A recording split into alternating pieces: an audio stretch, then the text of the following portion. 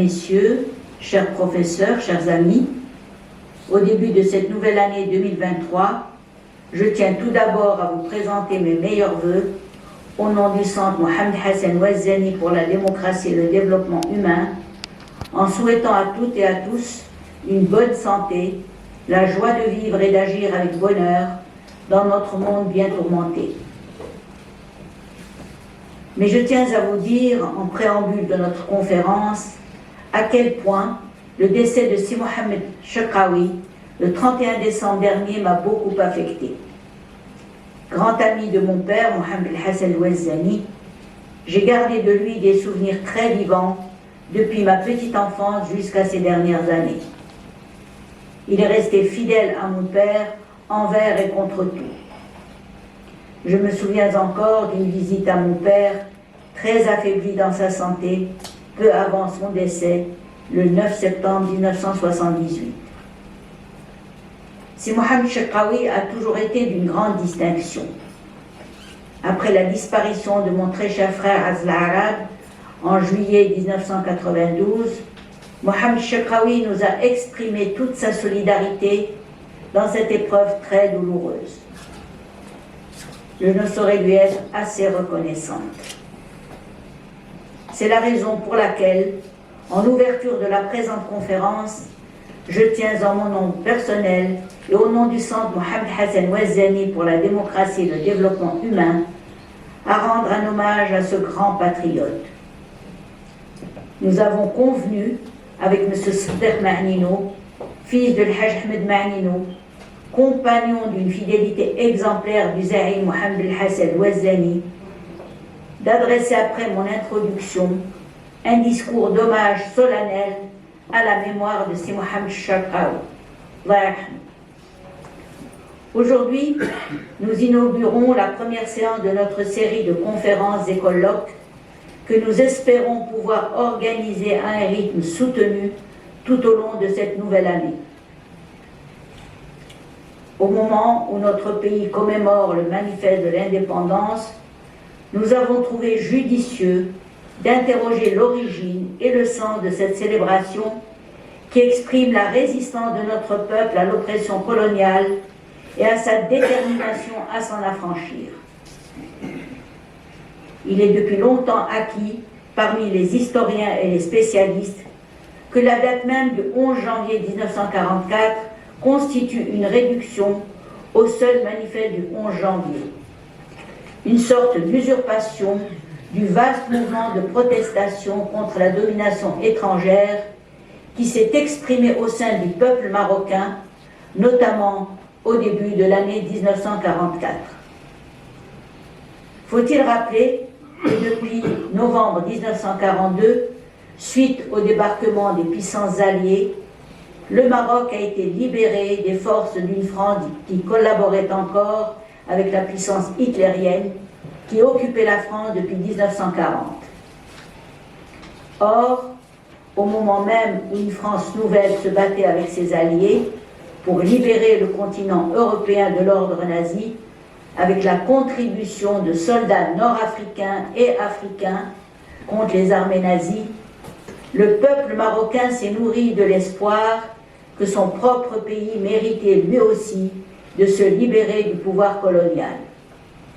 D'où la flambée de manifestations réclamant un changement de statut du Maroc selon les promesses et les principes proclamés par les Nations Unies dans leur lutte contre les régimes oppresseurs.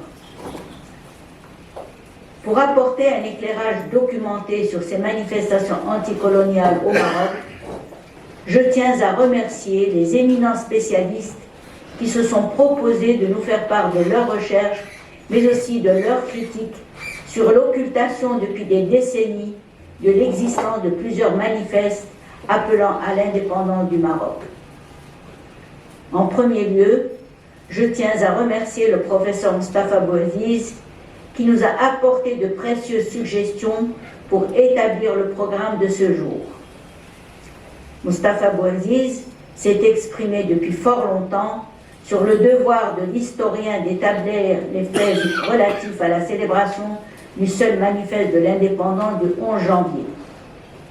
Comme nous le verrons, ces recherches ébranleront bien des certitudes.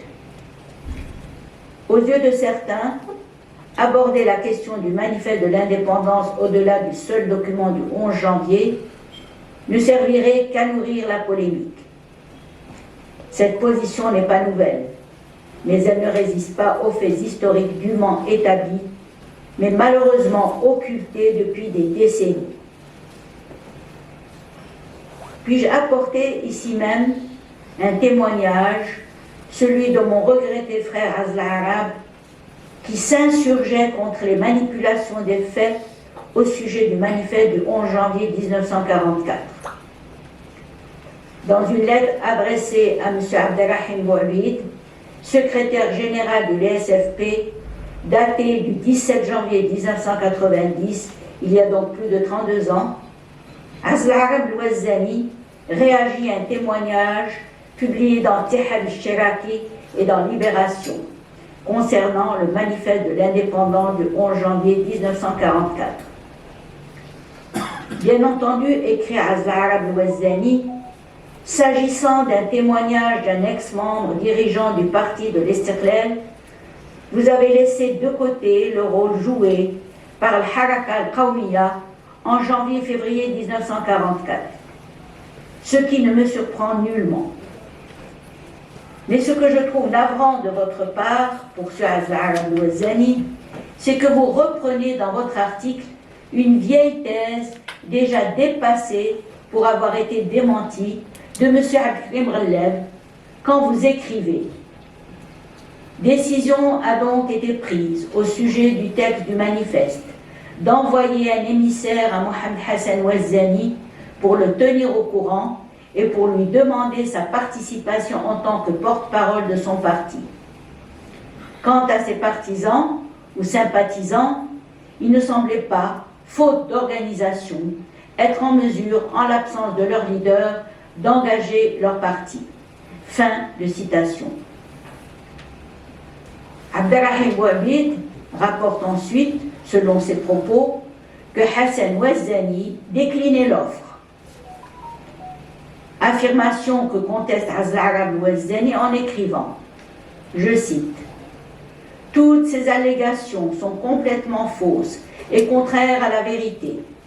En ce qui concerne la réalité, les véritables faits historiques s'établissent comme suit et conformément aux documents, je cite toujours, le parti de l'Istiqlal avait envoyé un émissaire, Hassan Ben Shkron, à Mohamed Hassan Ouazzani, qui se trouvait en exil à Itzak, pour lui soumettre une copie du manifeste du 11 janvier 1944, accompagnée d'une carte de visite de Omar Ben Abdjelil, signée par ce dernier et par Ahmed Balafrej, et l'informer de la présentation du manifeste aux autorités de Rabat. Il résulte de la simple lecture de cette carte de visite que Hassan Ben Shkron n'a pas remis à Mohamed Hassan Ouazzani le manifeste du 11 janvier pour signature, mais seulement pour information après sa présentation à Sa Majesté et aux autorités étrangères, selon le contenu de la lettre de Azla Arab Louazzani. Contrairement à ce que vous avancez gratuitement pour ce Azla Arab Louazzani dans sa lettre, Mohamed Hassan Ouazzani n'avait ni à accepter, ni à décliner l'offre. Le manifeste du 11 janvier ayant été déjà présenté au moment de la visite de Hassan Ben Shkron à Mohamed Hassan Ouazzani. Je le cite toujours, quant à Al-Haraka al-Qawmiya, elle a présenté de son côté le 13 janvier 1944 son manifeste dont s'y joint une photocopie. Fin de citation. En conclusion de sa lettre, Azla Arab Louazzani demande à Abderrahim Bouabid d'apporter les rectifications nécessaires selon ses propres termes. Voilà le témoignage que je tenais à vous faire partager, témoignage qui illustre la durée de certaines interprétations erronées de faits historiques. Permettez-moi de vous faire part d'un fait tout récent qui illustre la persistance de la confusion à propos du manifeste de l'indépendance. Dans un article annonçant le décès de Mohamed Chakraoui, éminent et fidèle compagnon de Mohamed Hassan Ouazzani, l'auteur indique simplement que Mohamed Chaqraoui a signé le manifeste de l'indépendance, sans signaler de quel manifeste il s'agit. Or, selon les textes, ni dans le manifeste du 11 janvier, ni dans celui du 13 janvier de l'Haraka al-Qawmiya, futur parti Hilf Shura al-Istiqlal ou parti démocrate de l'indépendance, ne figure la signature de Mohamed Chaqraoui. Comme bien d'autres patriotes, il a sans doute adhéré au manifeste du 13 janvier. C'est dire à quel point il sera intéressant maintenant de revisiter le grand moment historique des manifestations réclamant l'indépendance du Maroc en 1944, d'en renouveler l'interprétation dans le contexte actuel grâce aux nouvelles recherches et critiques historiques. Dans cet exercice, la présentation de ce dossier bien complexe par le professeur Mustafa Abouaziz, ainsi que les éclairages que nous apporteront les professeurs Mohamed Marouf Tfali et Abdelwahid Ben Adra de l'Université Hassan II de Casablanca, vont enrichir nos connaissances relatives aux engagements et aux textes souscrits par les signataires des manifestes de l'indépendance. Le professeur Mohamed Moukit, qui était annoncé pour apporter son analyse de politologue, a dû renoncer, retenu par un engagement universitaire imprévu. Je le regrette vivement. Pour présider la séance, nous pouvons compter sur l'expertise du professeur Tfali, vice-président de notre centre et éminent spécialiste de la vie et de la pensée de Mohamed Hassan Ouazzani. Enfin, j'ai été très sensible à la disponibilité de Sistef Mahnino, très investi dans l'action mémorielle en faveur des militants du mouvement national marocain et en particulier des compagnons de lutte au sein du Parti démocrate de l'indépendance Hilf Shura al-Istiqlal. Il va intervenir en tant qu'auteur et témoin de tant d'événements de la lutte nationale. C'est avec une vive émotion que nous allons l'entendre prononcer des paroles d'hommage au regretté Si Mohamed Chaqraoui.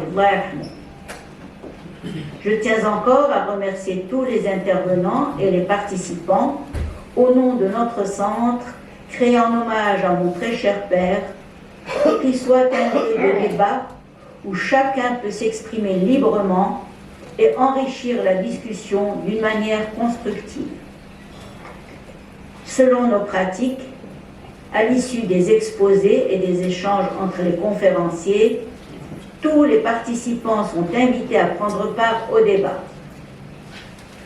Les exposés et le débat sont enregistrés et seront prochainement disponibles sur notre site ainsi que sur YouTube, sur Facebook, sur Twitter et sur LinkedIn.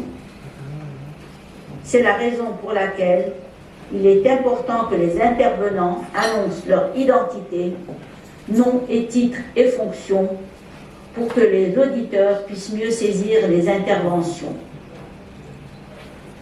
Enfin, je tiens à remercier vivement Madame Maha Stellat pour sa collaboration et pour l'organisation de cette conférence et à saluer une nouvelle collaboratrice depuis le 1er janvier, Madame Maryam Abou Abdillah, qui a pris part à la préparation de la présente conférence.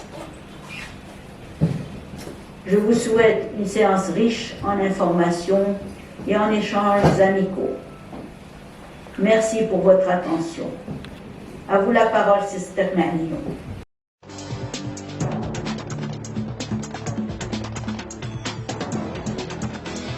قبل ما تخرجوا ما تنسوش تفعلوا الجرس وتتابعونا على مواقع التواصل الاجتماعي.